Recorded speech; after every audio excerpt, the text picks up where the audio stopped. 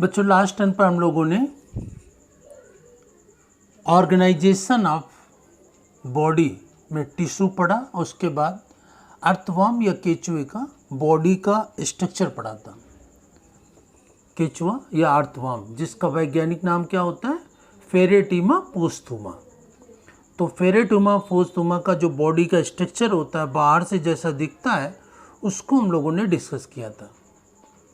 इसके पश्चात जो फेरेटिमा पोस्थुमा होता है, अर्थवर्म होता है, केचुआ मिट्टी में पाया जाता है और इसका मुख्य भोजन क्या होता है, ह्यूमस। ह्यूमस मतलब सड़ा गला कार्बनिक पदार्थ इसका भोजन होता है।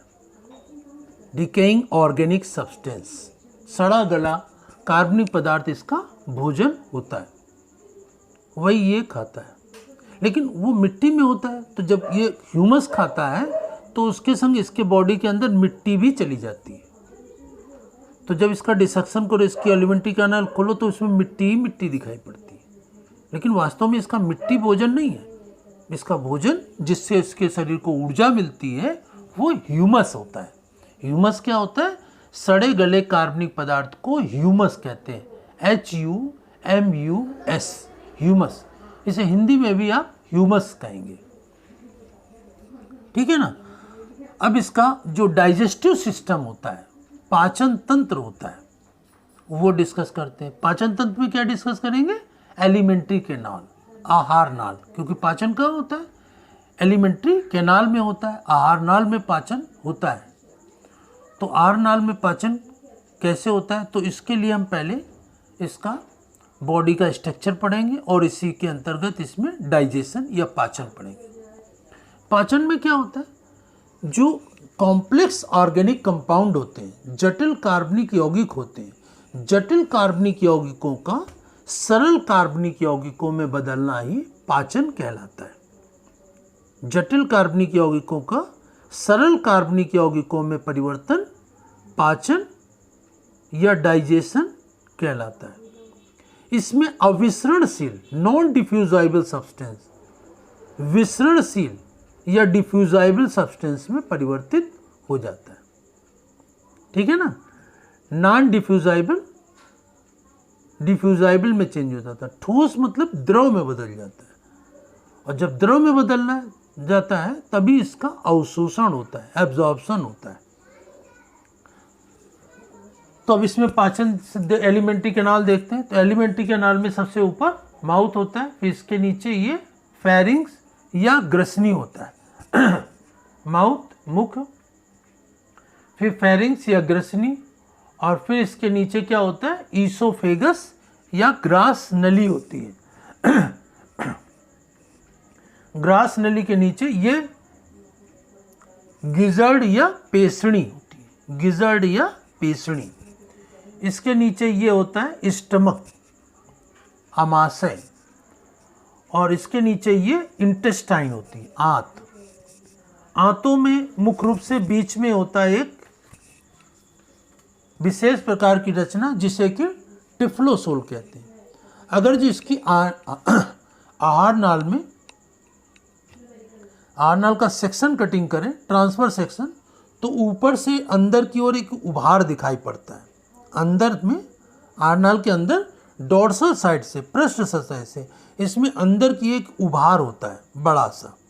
इस उभार को हम कहते हैं टिफ्लोसोल। क्या कहते हैं, टिफ्लोसोल, ठीक है ना।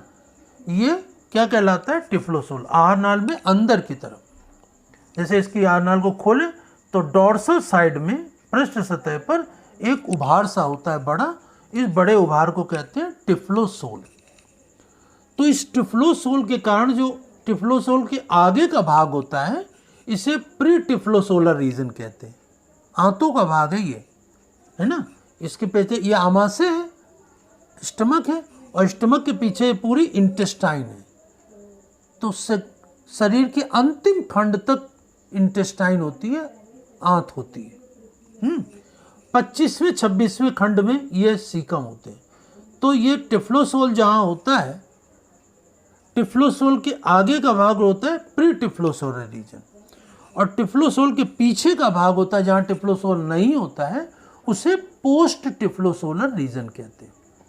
तो टिफ्लोसोल के आधार पर इसके आंतों को दो भागों में बांट दिया गया, प्री टिफ्लोसोलर रीजन आगे का और पीछे का पोस्ट टिफ्लोसोलर रीजन, और बीच में जहाँ टिफ्लोसोल होता है उसको हम कहते हैं टिफ्लोसोलर रीजन।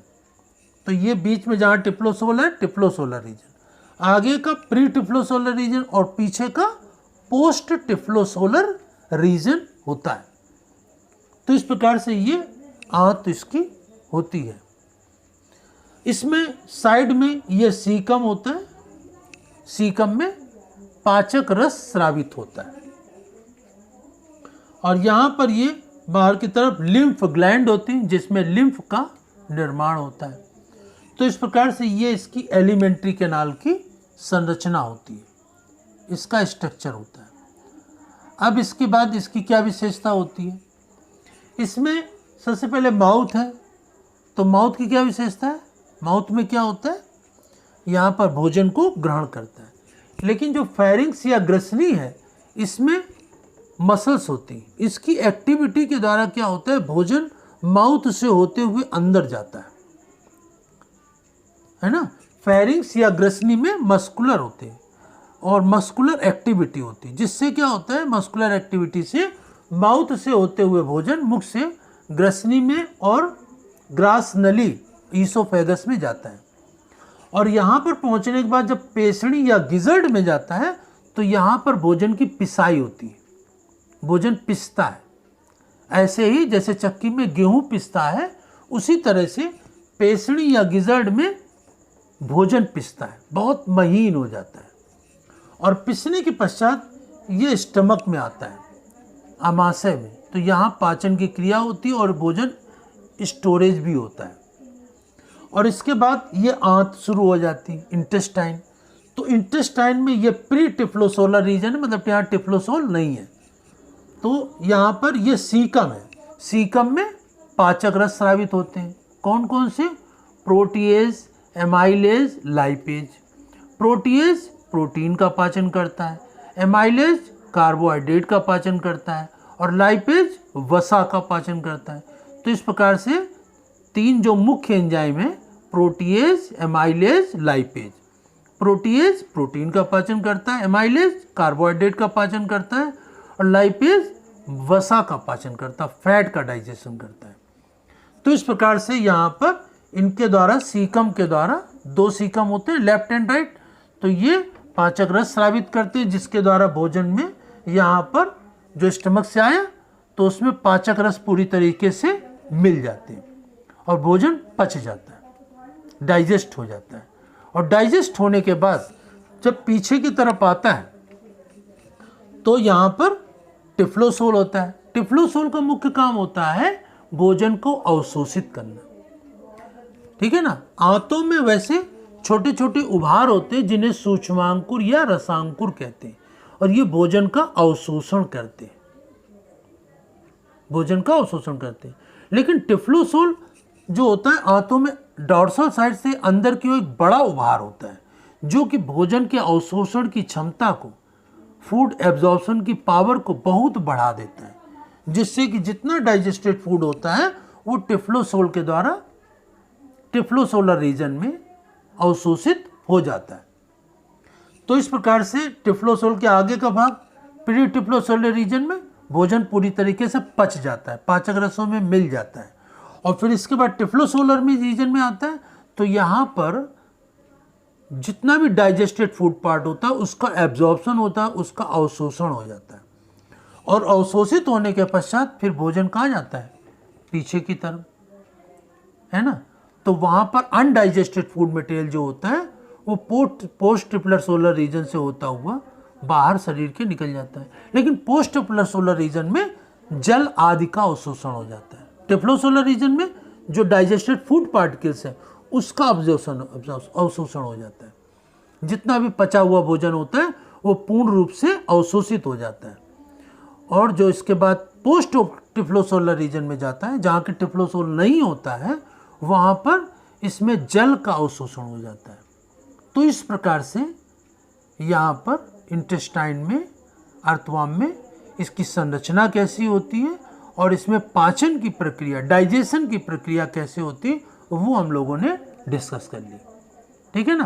तो इसको आप लोग अच्छी प्रकार से डाइजेशन की प्रक्रिया को, इसके बॉडी के जो डाइजेशन के ऑर्गन्स हैं और ऑर्गन सिस्टम है, अंग है, अंग तंत्र है, इसको अच्छी प्रकार से सुन करके, समझ करके अपनी फेयर कॉपी में नोट कर लेंगे। इसके पश्चात नेक्स्ट टर्न पर हम लोग नेक्स्ट टॉपिक को डिस्कस करेंगे।